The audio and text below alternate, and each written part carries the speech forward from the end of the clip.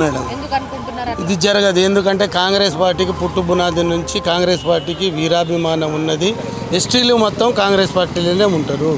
కాంగ్రెస్ ఎస్టీల లంబడోళ్ళను ఎస్టీలో చేర్పించిందే ఇందిరాగాంధీ గారు 1976లో ఇందిరాగాంధీ గారు చేశారు. ఇప్పుడు మొన్న ఈ ప్రభుత్వం కాంగ్రెస్ ప్రభుత్వం రావడానికి, రేవంత్ రెడ్డి ప్రభుత్వం రావడానికి కూడా 100% ఎక్కడెక్కడ ఏ నియోజకవర్గాల్లో కూడా ఎస్టీలు చేపట్టి ఇలా కాంగ్రెస్ పార్టీ ప్రభుత్వం నడుస్తుంది. కాబట్టి వాళ్ళందరూ తెలుసు, రేవంత్ రెడ్డి గారికి తెలుసు, సీతక్కకు తెలుసు, మంత్రులందరూ తెలుసు. కాంగ్రెస్ పార్టీ లంబాడీల జోలికి పోతే మనం కూడా పోయిన నెక్స్ట్ మొన్న ఉన్న ప్రభుత్వం ఏ టైపులో తుడుచుకోబెట్టుకుపోయిందో మనది కూడా అదే టైపులో తుడుచుకోబెట్టుకుపోద్దని తెలుసు. అందులో లంబాడీల జోలికి ఎవరు పోరు. లంబాడీలని ఏబిసిడిగా మార్చరనేది ఇది కొంతమంది సృష్టించేదే. కొంతమంది వాళ్ళ తీసుకొని దానికి ప్రకారం ప్రణాళికల్ని రచిస్తోంది. లేదు అది తప్పుడు సమాచారం. అది మాకైతే ఇంతవరకు చెప్పలేదు.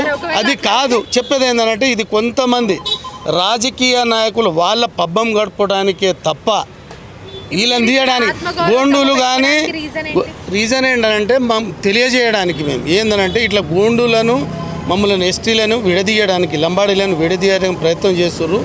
మేమందరం అన్నదమ్ముల లెక్కనే ఉన్నాం.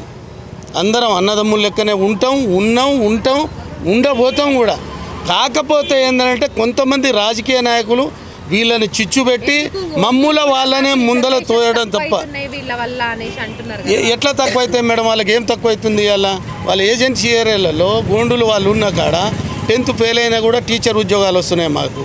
మేము డిగ్రీ పాస్ అయినా కూడా ఇక్కడ బీఈడీ పాస్ అయినా కూడా ఉద్యోగాలు అట్లా ఎన్నడూ కావద్దు. ఆ ఏజెన్సీలలో వాళ్ళు ఎక్కువ ఉన్న ప్రాంతాల్లో వాళ్ళ టైపులో వాళ్ళకే ఉంది, మాకేముంది. వాళ్ళు 3% ఉన్నారు, మేము 7% ఉన్నాం. అట్లయినా కూడా వాళ్ళకు సమాన హోదాలు మాతోటి వాళ్ళకి సమానంగానే వస్తున్నాయి. అట్లా ఏం లేదు. వాళ్ళందరూ మేమందరం అన్నదమ్ముల లెక్కనే ఉన్నాం. కాకపోతే కొంతమంది రాజకీయ నాయకులు దాన్ని ఏది లాస్ అవుతాం వర్గీకరణ అయితే లాస్ అవుతాం మేము. ఎందుకంటే చాలామంది ఎక్కువ ఉన్నాం మేము. దగ్గర మేము 100 మందిలో వాళ్ళు ఒక 20-30 మంది అట్లా ఒప్పుకోం కదా మేము. ఎందుకు వేస్తారు? మాకు రాజ్యాంగం కల్పించింది హక్కు. రాజ్యాంగం ఆ రోజు పార్లమెంట్లో రాజ్యాంగంలో ఇందిరాగాంధీ గారు వీళ్ళ వేషధారణ, యాస, భాష అన్నీ ఒకే టైపులో ఉన్నారు. 100% వీళ్ళ ఎస్టీలనే ఉండాలి అని ఎస్టీలో జాయిన్ చేసిరు. మాకు ఎస్టీలో రిజర్వేషన్ కల్పించారు. వాళ్ళు కల్పించిన తర్వాత మళ్ళీ ఎన్టీఆర్ వచ్చిన తర్వాత మళ్ళీ 2% కల్పించారు. మళ్ళీ లేదు మేడం, కాంగ్రెస్ పార్టీ ఆ తప్పుడు పని అయితే చేయదు. నేను అంటున్నా చేయదు. చేస్తే మేము ఊకోం.